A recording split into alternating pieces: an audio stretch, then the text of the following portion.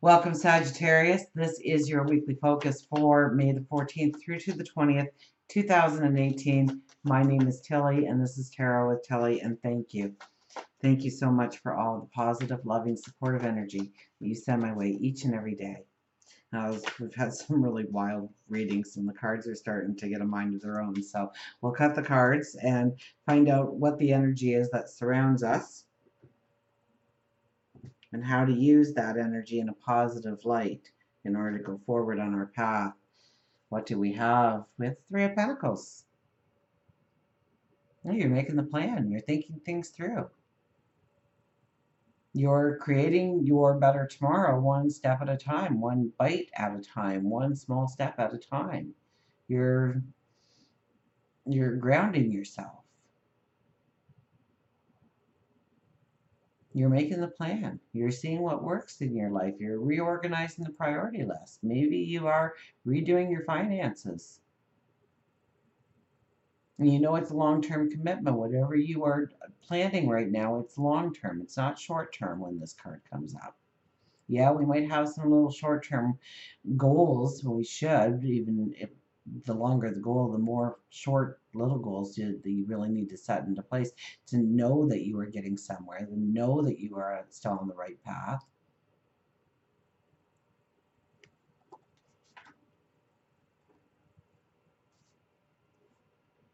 The Hermit. Yeah. Go within this week, okay? What are the new seeds that you want to plant? I know that the new moon is Tuesday, and you're like, oh no, it's Tuesday. I don't have much time, but you do.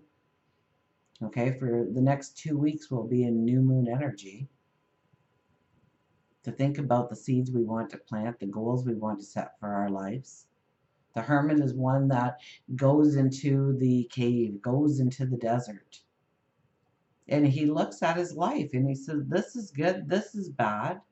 This needs to stay. This needs to be gone. He taps into his sage wisdom, his intuition, and he makes a plan. He makes a long-term plan. And that's when he holds up his light and he starts walking forth.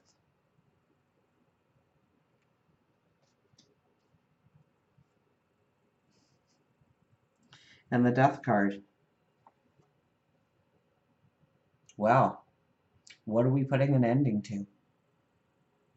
What are we putting closure on, completion on? What new path are we stepping into, or a new behavior, a new way of doing or being or becoming?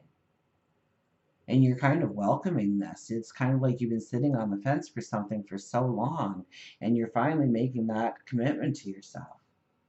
You're saying, I'm ready for this path. Here's a bouquet of roses. I'm going to celebrate this path, this ending in my life, this completion in my life. Maybe it's just the perception. Maybe it was the old way of doing things, of addressing things, of applying yourself in certain ways, disciplining yourself in certain ways. Maybe you're making some new strong commitments to yourself now.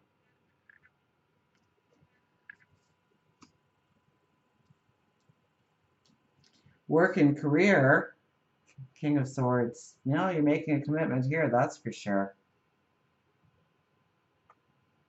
You are vocalizing your path forward. You are saying, "Knight me. I'm ready to go forward. I'm making this commitment. I'm going to be, I'm going to become, I'm going to step into this path. I'm going to apply myself. I'm going to walk this walk and see where it leads." Now, this could be work and career. It could be what defines you. It could be your finances. You know, if we were to meet at a party, how would you describe yourself? Would it be work and career as what defines you? Or is it the things you do in the community? Is it your home and family?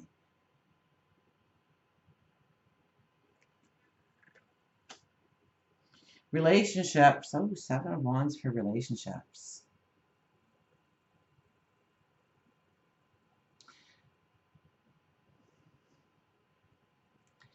Well, you are standing up and saying, this is who I am. You are looking at relationships and which ones work in your life and which ones don't. where you have given your energy or your time or your resources to a person, and maybe they haven't changed in any way, or they changed for a small period of time, but they're back to their old habits. And that's where you draw the line in the sand and you say, I can't be in this relationship anymore. And it doesn't mean it's a soulmate. It doesn't mean it's a lover. It could be a best friend. It could be somebody you're close with in work or the neighborhood. It could be a parent, a child, a sibling. And there's other relationships where you really want to go forward with them. You see the value of the relationship. They support you, you support them. There's passion, there's sensuality, there's trust, there's respect. But in each relationship, you kind of own your stance in who you are and how you expect to be treated within the relationship. How the relationship works.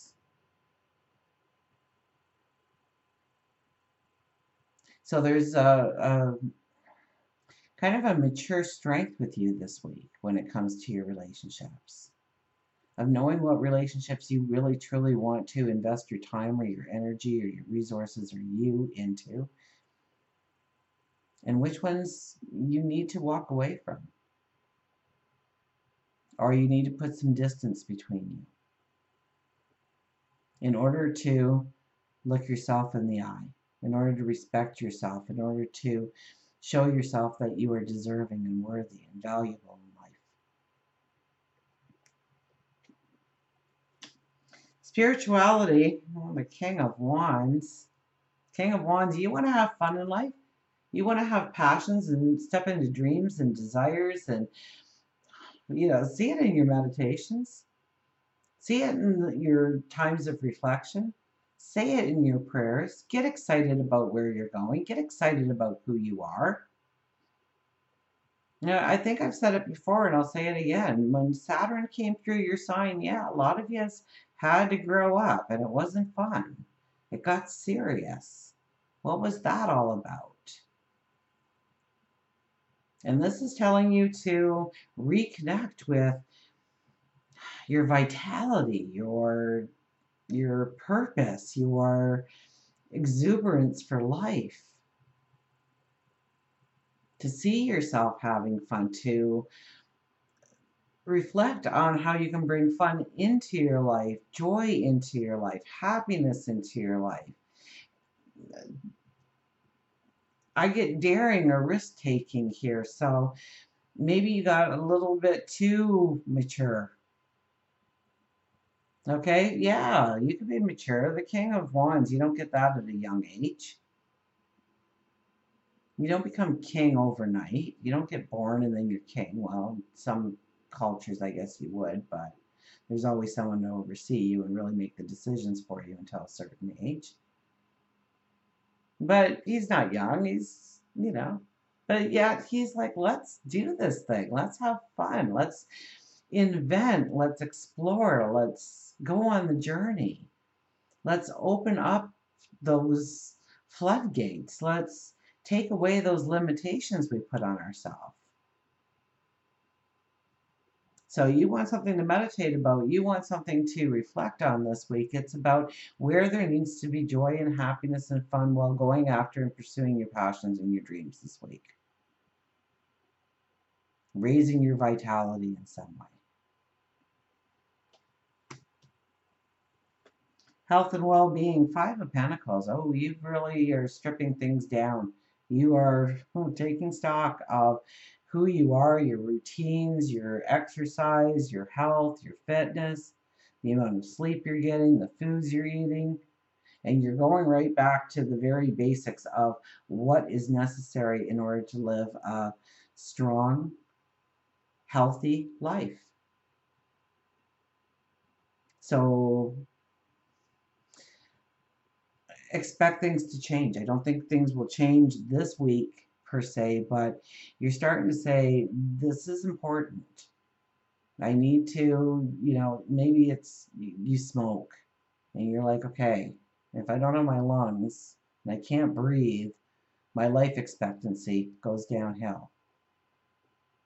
Or if I'm overweight Well, now my heart is taking on extra. My legs and my hips and my ankles and my feet are all taking on extra weight.